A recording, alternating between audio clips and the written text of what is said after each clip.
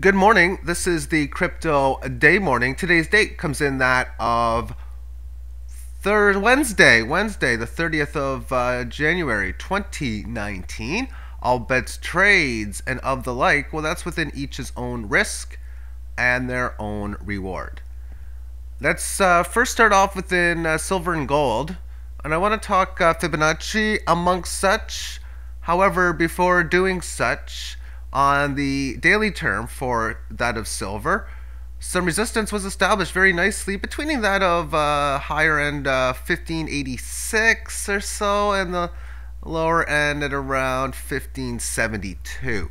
Had a price correction, only taking a small fraction of Fibonacci from here to here. Now, I could calculate Fibonacci, high divided by low, to the root of the Fibonacci level I'm looking for. So stuff like 0.618, 0.382, as well as 76.4%, and a bunch of other ones. But that's the calculations. I like how it's breaking out right now. If we take a look at this on a weekly term time frame, this is where we got some Fibonacci lines in.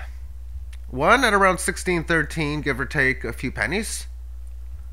And the next one at around 1787. When I say a few pennies, I mean the last 2 basis points. It's around 1613 and it's around 1787. Okay, so within such, what is this calculating, these two lines, you might ask? And well, it's from this high and this low. So therefore, from this low, it came back close on 2 different occasions. Once in September of last year, and then most recently near the end of the year, November into December, basically November of last year as well. It's had a very good rally, and therefore now it's coming up to this area of previous support. I think if it's going to resist this area, I think we're probably at least going to have a small pierce above, given how it resisted here. And it looks like it's going to have at least one leg higher. And I would think something around there, especially when you preceded a pierce below. And this one, as support on several times, did pierce extra amongst it as well. If it's able to go further, and it wouldn't surprise me if it does it fast, I'd be looking for a move up towards this previous level of resistance and the 61.8% level.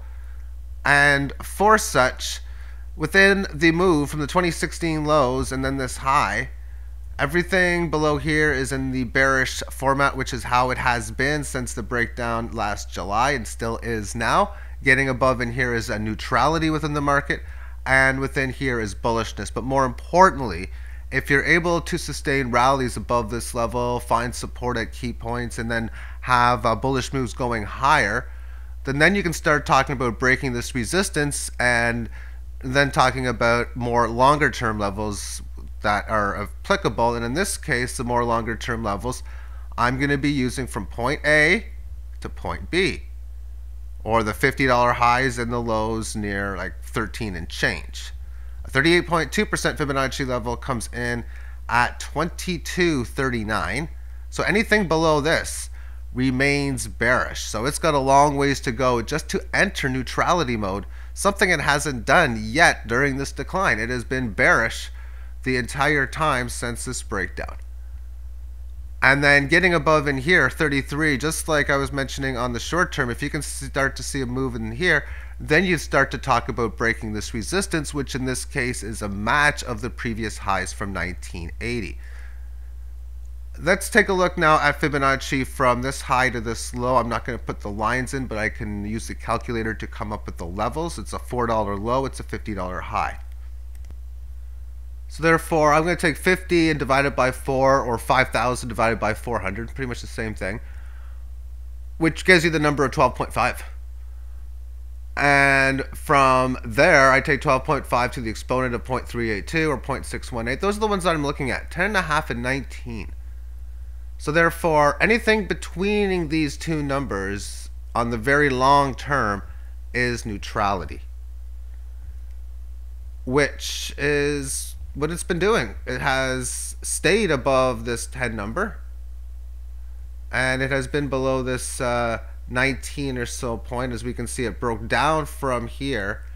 It went from neutral on the very long term on this decline, or from, excuse me, from the bullish level to neutral. So even though it fell from $50 down to 20, it was still at the point where it was holding a bullish trend. And had, of course, this had been the bottom, and that's obviously the key word, had, then you would have had support exactly at the spot where you'd be looking to go from, and lifting above here would have been a significant higher low from here. All the trend lines would not have broke, but that's exactly what happened.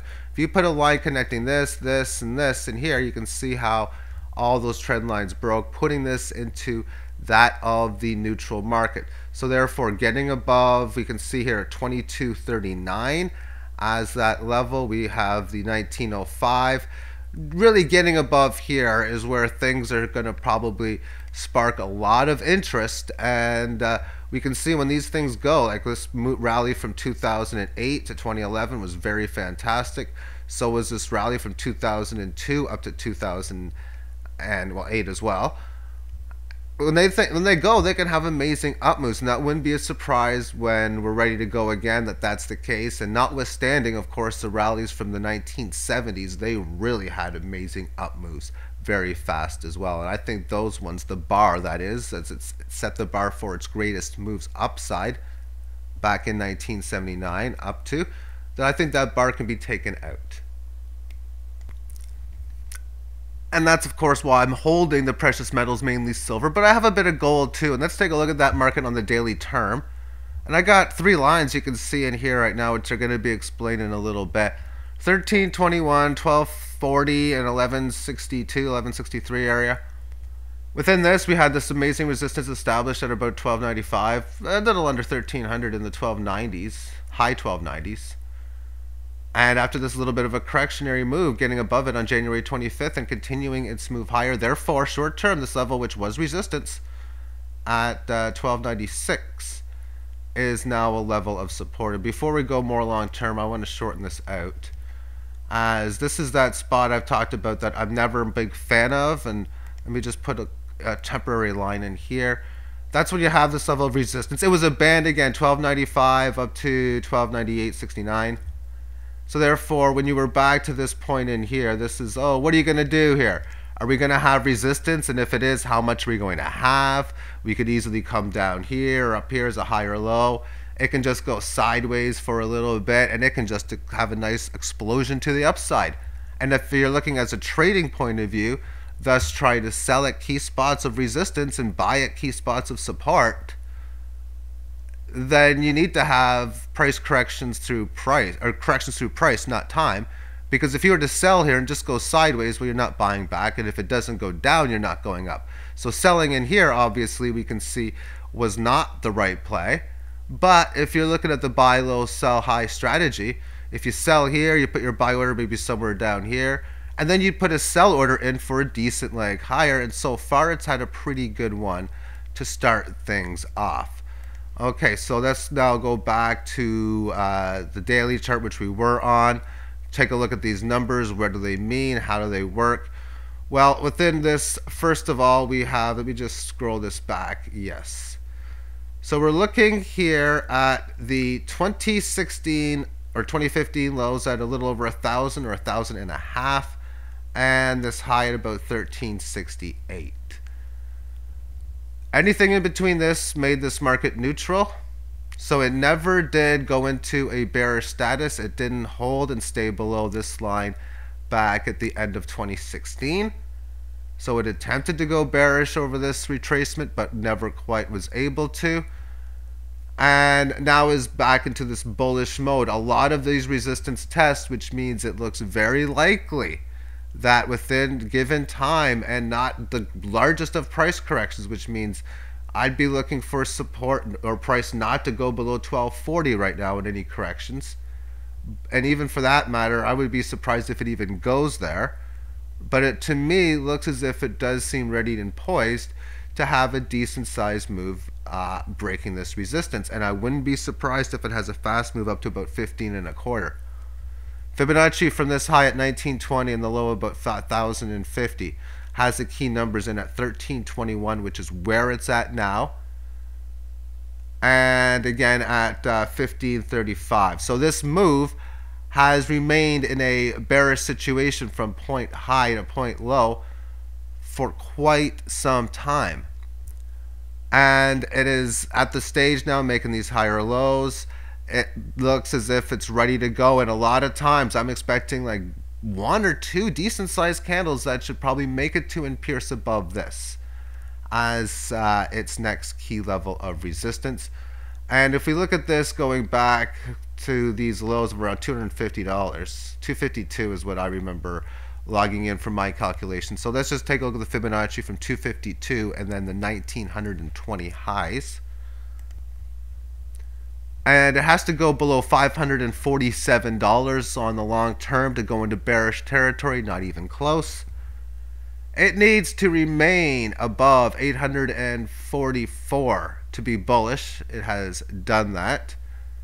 And it has to be above this 1189 to really be in a overall long-term super bullish mode, and it pretty much has stayed that way into place. So to have a point A low, point B high, and only correct 23.6, well, that's just a okay, decent size correction. Thus, the empty space of this move in here from this low to high is only filled just a small amount of it. Therefore, when you only correct a little bit like this and you get above it, if you have a quick move up to this high, it'd be at that situation again where, oh my goodness, I don't know what's going to happen here. Where if say it just goes quickly up to 1800, while we could go back to 1375 or 1400, I might say 1350, we could just remain going sideways for the next few months, maybe trading a range from 1600 up to 19. And if we break it, maybe we'll go to 3000 or 4000. 5,000, because that's what we'd be talking about on our break of resistance from that type of format. Thank you for tuning into the metals section. Now let's move on to cryptocurrencies. And within the Bitcoin chart, this level of key established support, it's obviously below it right now.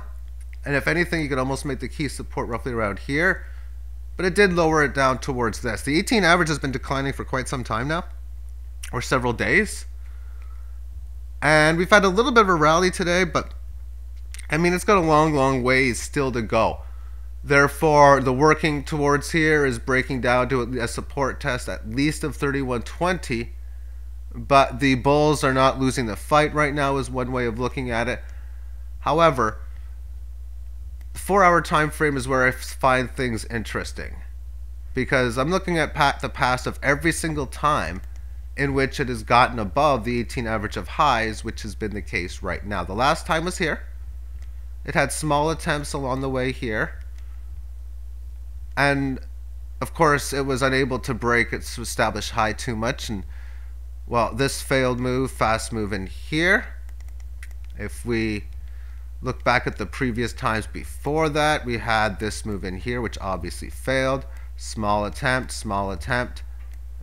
And here there's the 4 situations that it got above it, but every time it got above it, where it resisted at, it never was able to get above it anytime quickly thereafter.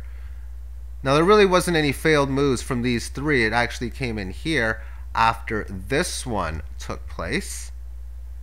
So before that, getting above the 18 average of highs. Well, we have this little spot in here. And I mean, technically I tried it again here, but never really had much of a great gain. Small attempt here. Had one small leg higher on this, but not much to write home about. Getting above in here, it wasn't able to get above this resistance that it first established on its original break. And therefore, when we take a look at it even further, getting above here didn't work out so well, and this was a bull run here. So this was the last time on December the 17th from these lows of the 3100 that it managed to get above the 18 average of highs and at least sustain some sort of efficient rally. For it established originally this level of resistance, but it had a few legs higher. We can call that 2 legs for this high. Of course, this high matches up with that one. So therefore, the current play as we're looking at it now, or at least how I'm looking at it and explaining it, is that it's having this next attempt. And if they don't do so well, you do got to be cognizant about the fact that we could easily have a failed break down higher. But to me, it's just a matter of time before the markets will have very good rallies. And I've said that a while back, like months ago, that it could be within a day, a week, a month, or several months away before these things really get going. And obviously, well, 4 months ago, it wasn't a day, it wasn't a week, and it wasn't a month, and the several months right now as well, at least 4 from 4 months ago. And I'm not here trying to predict when that situation is, but rather just make trades as need be. One example of that is altcoin NLC, no limit coin, which meant selling up here and buying down here mainly, and even in here. So I bought a lot down in here. I'm going relatively aggressive within this market. I have a lot of confidence in it. And I'm going to be looking to trade it as much as I can.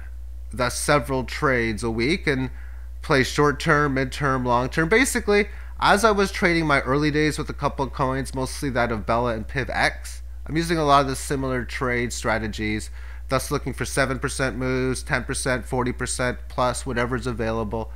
And so I'm trading it short-term and long-term collectively at the same time. So I'll have one sell order that would be for a short-term move, maybe 8%, maybe another one looking to buy back or sell or all that stuff for 20% moves, and so on and so forth. Play the message of the market. And when you look at, I think the hour is going to work better than the 4. And there's not as much volatility, but when you're able to have these short-term moves like this, you have a situation where you go from 213 up to 272, is a lot of profitability. But even in the moves, and I guess 15 is where I want to go. This is going to explain it. When you see markets like this, I see a high up here at 206 and a low that was 191. 206 minus 191 is that of 15 basis points, which is like 8%. But you can easily be making trades in here and getting like 4 or 5 trade backs back and forth in here. Situations where you can buy and sell very easy. Selling up here, buying back in here, selling up here. And you're not going to always sell here. For if you had the sell order at, say, 192, you would have. At 190, yes. At 197, no. But it meant if you did sell at 192, say, and it comes down to 178, well, then you could buy it back, which of course it did go back to it. And then you could put your sell order back in for 192, which we can see on this period alone, it would have hit.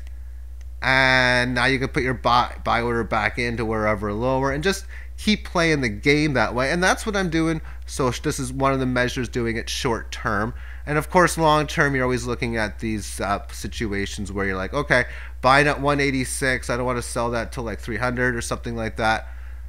And even up to like, say, 400, look for a 2x move, 60% moves. Of course, I'm looking for that. But a lot of it will come down to the point when the markets have decent sized moves. It's well above the 18, like we've seen in here. Like you have days like this when you're well above it. That's when I'm looking to aggressively sell larger sizes and then looking to buy back at larger percentage declines. So thank you for tuning in to today's video, and have yourself a great day. Later on, I'm going to talk about fantasy football. And the Super Bowl is coming up. I should get the video out today, not guaranteed. If not, we're looking at tomorrow. I got all my data ready to go. So now it's all about presenting it and just going over a few little small tidbits of detail before presenting such. So thank you for tuning in, and have yourself a great day. Bye-bye.